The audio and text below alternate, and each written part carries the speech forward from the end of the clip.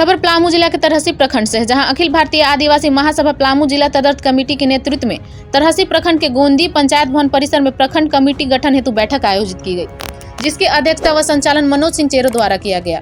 प्रखंड वासियों द्वारा जिले के वरिष्ठ पदाधिकारियों को चेरो आदिवासी संस्कृति के तहत मांदर एवं नगाड़ों के थाप पर आदिवासी गीत, नृत्य व संगीत से स्वागत किया गया।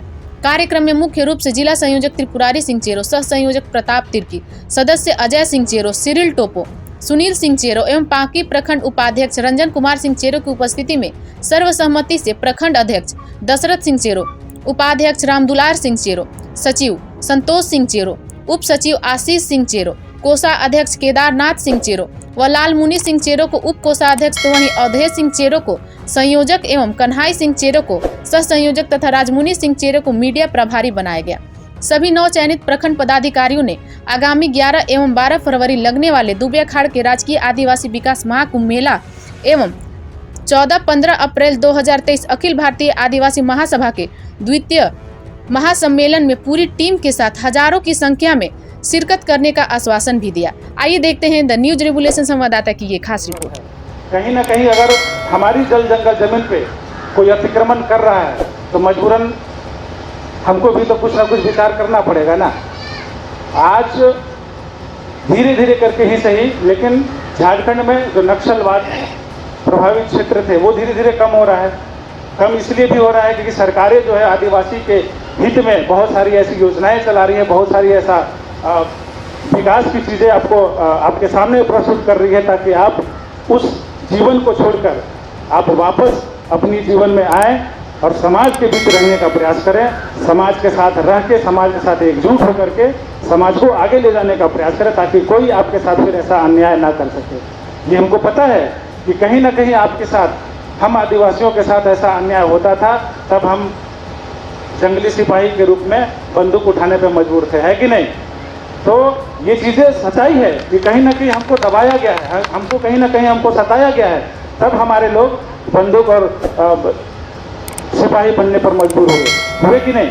लेकिन आज जो सरकार की सोच है उसके साथ हम कैसे खड़े हो जाएं, उसके साथ हम एक पैरेलल रेखा कैसे खींच सकें, उसके लिए भी हमको काम करना पड़ेगा। क्योंकि हक और अधिकार जो है बिना मांगे नहीं मिलता है, आपको लेना पड़ता है। उसके लिए आपको अपने हक और अधिकारों के प्रति सचेत होने की ज़रूरत है, तब आप अपने हक को सही तरीके से बिना औजार उठाए, बिना हथियार उठाए आप ले सकते हैं। अभी बता रहे थे कि शिक्षा आपके पास वो ऐसा अधिकार है, ऐसा पावर है कि आप कलम के दम पर किसी से तलवार और बंदूक उठाने की ज़रूरत नहीं है। अगर आपके पास अधिकार है, आप आधिकारिक जानकारी रखते हैं, तो आपको प्रशासन भी आपके कलम से आपको डर पैदा करेगा, डरने पर मजबूर होगा। ऐसा शिक्षा का, ये शिक्षा एक अधिकार है। बोलते हैं ना कि शिक्षा में वो ताकत है कि आपको शिक्षा को एक संज्ञा दी गई है, शिक्षा वो शेरनी का दूध है जो पिएगा वो दहाड़ेगा। तो आपको शिक्षित भी बनना है, आपके बच्चों को भी शिक्षित करना है, ताकि आपके बच्चों को कभी औजार उठाने की जरूरत ना पड़े। कलम की वो ताकत है जिसको मजबूर कर दे, चाहे वो अधिकारी हो, चाहे वो पदाधिकारी हो, चाहे वो पुलिस प्रशासन हो, कलम में वो ताकत होनी चाहिए। तो यही कलम की ताकत को लेकर हम लोग आगे बढ़ रहे हैं। कहा जाता है कि 10 की लाठी एक का बोझा, 10 लाठी जो है एक के लिए बोझा बन जाती है, लेकिन 10 आदमी एक ठो लाठी उठा लेगा तो बोझा है नहीं है। तो इसी तरह से हम लोगों को जो है, हम लोग अगर एकजुट हो जाते हैं तो हम लोगों को कोई हिला नहीं पाएगा, लेकिन अगर हम लोग टुकड़े टुकड़े में होंगे तो हम लोग किसी को भी, हम लोगों को कोई भी आदमी जो है झकझोर के फेंक देगा। और यही कारण है कि आदिवासी हमेशा कमजोर रहा है। हम आदिवासियों का जमीन जल सारा चीज लूट होते रही।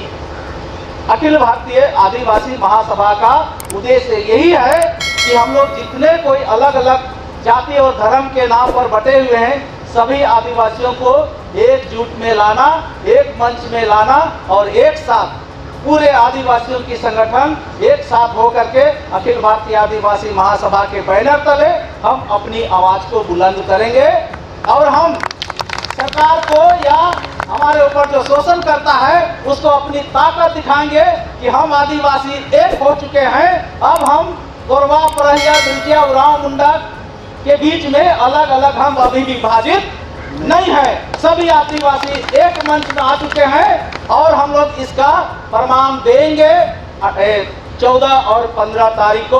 अगर आप लोगों की सहयोग, आप लोग अगर उस पर सहयोग करें, भाग लें, अपने अधिकार के प्रति मुख्यमंत्री को या आपके चुने हुए जो बहुत सारे क्या कहेंगे मंत्री लोग आएंगे मुख्य अतिथि के रूप में, उनके सामने आप अपनी आवाज बुलंद कर सकते हैं। डाल्टनगंज शहर के जो दूसरे बड़े कास्ट के लोग हैं उनको हम आदिवासी एकता की ताकत उस दिन दिखाएंगे 15 तारीख को। ये हम लोगों का प्रण होना चाहिए। और अगर हम उस ताकत को दिखा दिए तो पलामू प्रमंडल में हम समझते हैं कि कोई भी आदिवासी के ऊपर कोई भी उंगली या कड़ी नजर से नहीं देख पाएगा। अगर साथियों, बार बार यह बात आ रहा है कि शिक्षित बनो, संगठित रहो और संघर्ष करो। संघर्ष एक दिन का चीज नहीं है, संघर्ष अनवरत चलने वाला चीज है। संघर्ष नित प्रतिदिन तब तक संघर्ष करने की जरूरत है, तब तक लड़ने की जरूरत है जब तक कि हमें अपनी मंजिल नहीं मिल जाता है, जब तक कि हम अपने आप को यहाँ पर शासक के रूप में स्थापित नहीं कर लेते हैं, तब तक हमें संघर्ष करते रहना पड़ेगा। संघर्ष बहुत बड़ी चुनौती है, इसे इतना आसान नहीं है कि आज भोले और कल पूरा हो जाएगा। कहा गया है कि हम अपने वोटों को मुर्गा के टंगरी और बंद बोतल के पानी से बेच देते हैं। सही बात है, स्वीकार कीजिएगा, स्वीकार कीजिएगा, यही सच्चाई है। ना करने से कुछ बनने वाला नहीं है, ना करेंगे तो आपके बाल बच्चे का भविष्य गर्त में जा रहा है।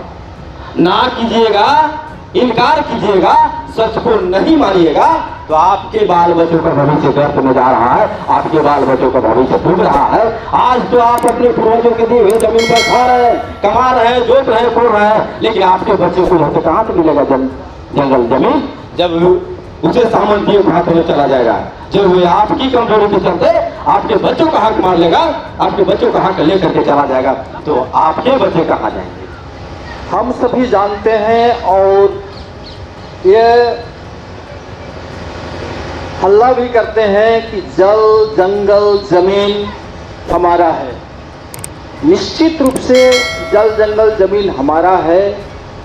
हमारे पूर्वज सदियों से इस पर आश्रित रहे हैं और हमारे समाज के लिए जीविका का मुख्य साधन जल, जंगल, जमीन ही है। इस देश के लिए हमारे यहाँ लीलामर, पीतामर, संधु, चेंदू, बिरसा मुंडा, तिलका मांझी, तमाम लोग जल, जंगल, जमीन के लिए अंग्रेजों के साथ लड़ाई लड़े, जो कि 1947 में जाने पड़ा और 4 आना हम लोग को आज़ादी मिला। 12 आना आज़ादी जो कि हम लोग को जल, जंगल, जमीन है उससे हम लोग को बचित रखा गया, जो कि 2006 में मिला।